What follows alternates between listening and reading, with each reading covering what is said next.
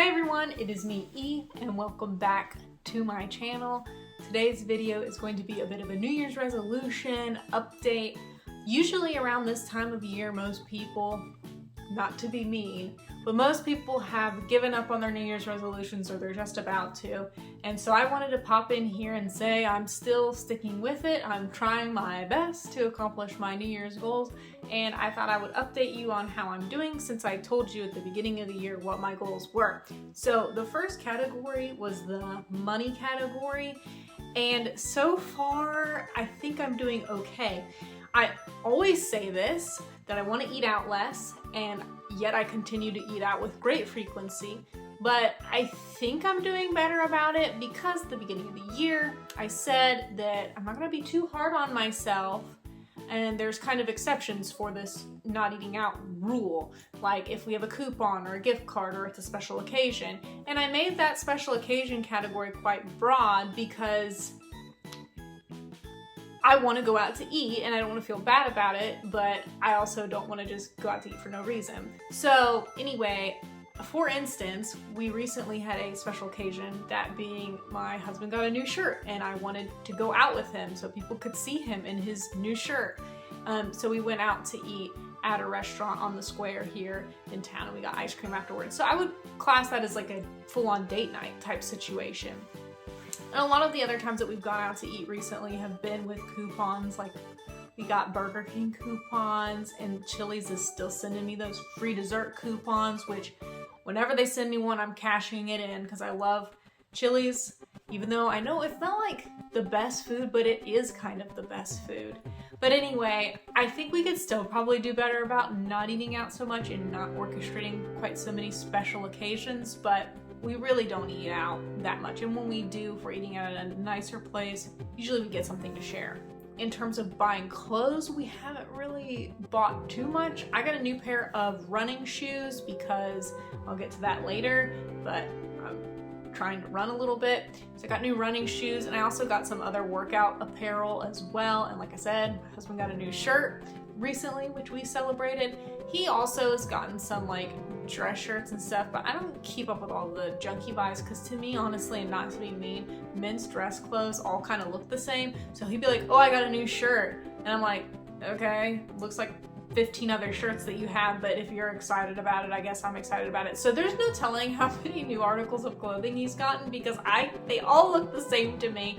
So I don't know what's new and what's not, and it's easy for me to forget. We also kind of splurged recently on an item that we totally didn't need to buy, but just wanted, and we bought a KitchenAid stand mixer, which is ungodly expensive. But we registered for one when we got married, and we obviously didn't get it. And we couldn't afford to buy it, and all the gift cards and stuff and all the money that we were given had to go to more practical things that we actually like needed. So we never got the KitchenAid stand mixer, and every year for Christmas, like, we could ask for a KitchenAid stand mixer, but there's other things that we more urgently need and blah blah blah. So the other day I was like, I want to make donuts, homemade donuts, and my husband was like, ugh, that'd be hard because you have to knead it. And it kind of was like, well, if we had one of those KitchenAid stand mixers with a dough hook, it would be easier. And so we just bought one so we could make donuts. And obviously we've used it for other things since then. And like my husband just recently baked 2 loaves of bread because we got this KitchenAid stand mixer with a dough hook. So I don't really feel bad about buying it because it's something we've wanted for years and years. And so we just decided to go ahead and pull the trigger and do it. So, but it's still an unnecessary expense. I also bought my first video game of the year. I bought Story of Seasons Pioneers of Olivetown, which I've mentioned on this channel already. And I bought a little bit of makeup. I bought some new BB cream because I don't like foundation. It's too heavy on my skin. So I bought some BB cream. I'm not wearing any of it right now. I'm barefaced except for some like eyeshadow. But yeah, I bought needed makeup. And as far as the travel thing goes, I mentioned at the beginning of the year that we might go to Disneyland at some point because there's going to be a convention in the area that we're interested in going to. So we are going to go to Disneyland this year. We've already booked it and paid lots of money toward that trip for airfare and our Airbnb and stuff like that. So the Disneyland trip does seem to be on the schedule. Also, I said that I wanted to save like several of my paychecks, and I've saved so far this year about half of my paychecks.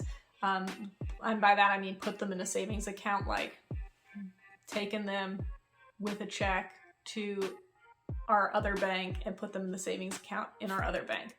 So been doing that with about half of my paycheck so far this year. So really the main thing with the money goals is just trying to be more conscientious. And part of this goal to be more conscientious, I purchased this dog wall calendar, and we don't really use it to track events, but we use it to track like our spending, I guess you could say. So for instance, in January, I wrote down like all of the times I spent money on things like other than groceries basically. And some of these things I purchased with Christmas money, and I did denote that. But after January, the Christmas money had run out. So you'll see in February, there's probably a little bit less spending, but like this was a for instance of going to H Mart and this Japanese bookstore. I bought some Christmas ornaments. We went to have lunch at Freddy's, which is a burger restaurant that I like. I did buy other new clothes aside from the workout gear. See, which I'm realizing from looking at this calendar, I got some clothes from ThredUp, which is like an online consignment or thrift store. So we made note of all of those purchases. So whenever we make a purchase, we try to keep track of it on this calendar. And the purpose isn't to say like, see, look at the calendar, we've already spent this money, we can't spend anymore, but it's just so that we don't forget the things that we've spent money on. And as part of my quest to become more conscientious and thoughtful about the way that I spend money. So I think that that's a good idea. It's helpful. I think that it's kind of eye-opening. It's like a wake-up call. And I think that overall, like I said, I'm not doing a no-buy year. Obviously, as you can tell from the calendar, there's stuff written on it. But I think that this calendar could maybe help motivate doing a no-buy month or a lower buy month. So we'll just have to see and think about that as we get there.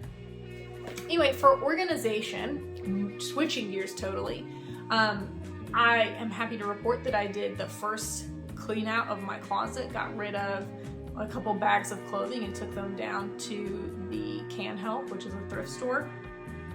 For health or wellness, whatever, I made mention of the fact that if I didn't get pregnant, I would like to lose some weight, get my mile time down, and learn how to do a push-up. And I am still not pregnant, and so I was kind of putting off getting started on these goals because I was like, I really just want to get pregnant and not have to deal with doing these things because it's not fun. But eventually I was like, no, I have to stop procrastinating and just hoping I'll get pregnant. I have to make progress towards these goals. If I happen to get pregnant, great, but I shouldn't bank on it because then I'll get to the end of the year without having accomplished anything. So my weight, I said that I would like to get down to 136. Really, my weight has not budged at all since the beginning of the year. Like, there has been no change, which is better than gaining weight, I guess.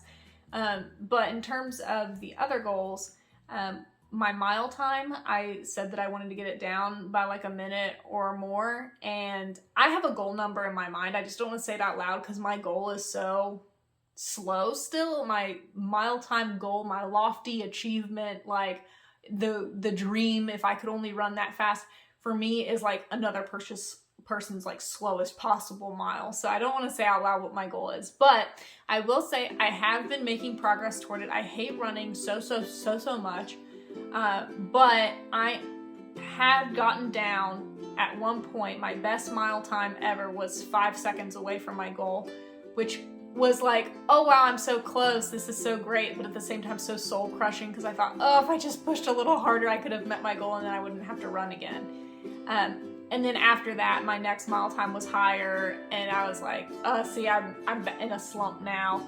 Anyway, hopefully within the next few weeks I'll be able to get it down. Otherwise, I'm afraid I'll have to wait until fall because it's gonna get so blisteringly hot where I live that running outside is just crazy. That's for total crazy people, not for people like me who hate running. That's for people who love running and don't care if it's 98 or 100 degrees outside, and they'll do it anyway. I'm not like that. I'm not gonna do it, and I don't have a treadmill.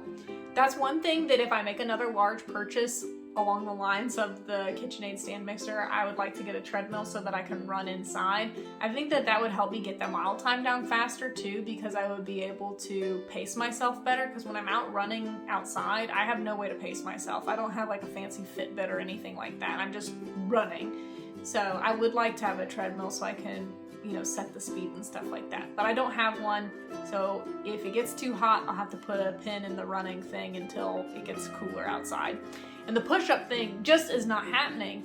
I've practiced a few times trying to do a push-up and it didn't go that well. It was so hard and like I was so sore, and I only did like 10 push-ups off a counter, because that's all I can do is like do like wall push-ups or counter push-ups. I can't even do like girl push-ups, you know, the ones on your knees. Like, it's not happening, and I'm telling you, like, I'm so weak, and the push-up goal is just like really, really difficult for me, and it's slow going, and it's not like the running thing where I feel like there's a measurable metric by which I can tell that I'm getting closer to my goal. With the push-up thing, it just feels like it's not happening, it's not happening, it's not happening. And I don't know how to make it, like, to gamify it or whatever, to make it measurable so I can feel myself progressing. As it is, I just feel like terrible every time I try. For my spiritual goals, I said that I wanted to work through 5 of the recommended resources on my church's website. And I have completed 1 of those and am most of the way through a second resource. And these were both like 40-day Bible studies, so there's not really any way to do it any faster. But if I work through subsequent or additional resources, I will be able to do those more at my own pace and kind of crank through them faster. So I feel like I'm on par for that. And then for my favorite category, my creative goals, it's going well. I said that I wanted to make a planner for 2022, just like I did last year, and I'm just using the same binder I had before because I don't want to spend money on stuff like that. But I've got, this is this week, so and I said that I wanted to draw little spreads and stuff to put in the planner, and I'm doing that too. If I can find a good looking sketch page, then I'll show you. This is Misa Amane from the Death Note, which I've mentioned before on this channel. I've gotten into anime a little bit, so I drew Misa Amane from the Death Note for this page, and that's all I'm going to show of that. But I did work on making a new planner for this year. I also said that I wanted to add 20 babies to my 100 baby challenge on The Sims 4. Last year I wanted to add 20 babies and I only added 17. This year I started playing this 100 baby challenge at some point in January, and I like just plowed through it, and I got like, I don't even know how many babies, like 30 maybe. I got a ton. So I already met that goal, blew it out of the water. I added those 20 babies, and I think I'm only 17 babies away from actually finishing the whole challenge. And I've been playing this save file in The Sims 4 for like years and years and years and years. So I think that I'll either finish it this year or early next year. It's a lot of fun. And I just sometimes get out of it and sometimes I get back into it. So if I get back into it, I'll probably finish this challenge pretty quickly. I said that I wanted to do 1 digital art piece per month, and I've been doing that so far. I also said that I wanted to write 150,000 words of fan fiction this year, or blog posts. So, and or blog posts, I guess would be the correct way to put it. So 150,000 words total, 150,000. And at the end of April will be 1/3 of the way through the year, so I should ideally have 50,000 words by the end of April. And as of right now, it's April 27th when I'm filming this, I have over 50,000 words written between blog posts and fan fiction. So I'm on par for my goal. I also said that I wanted to read 5 books for pleasure this year, and so far I've read 2. I read a book called Bird by Bird, and I read a book called The Unofficial Guide to Disneyland. It's really not a super fun and exciting read per se, but it is because it's about Disneyland, but it's basically a textbook. But I read it for pleasure, so I'm counting it.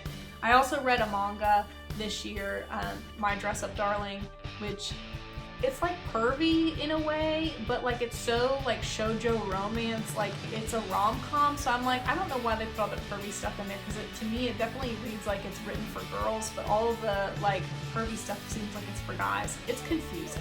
I don't know who it's for, but I think the story's cute. I also, of course, am sticking with uploading at least 1 YouTube video per month, and I've been doing that so far. So anyway, that's all of my creative goals and the progress on them this year.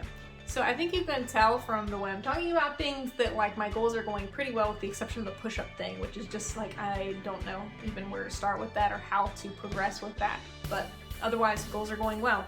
I have some kind of fresh ideas for the upcoming months, one of which I'll say I think I'm going to try to do the 100 head in 10-day challenge, where you draw 100 different heads, like faces, portraits, whatever, in 10 days.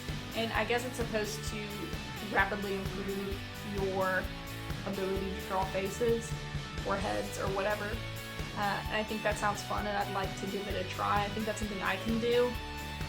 So that's one idea I have coming up that I would like to try. But anyway, that's all I have for this video. Stay tuned to see if I have success over the whole year, or if I just started with a bang and then let things fizzle out. We'll see. Anyway, I'll catch you later. Bye!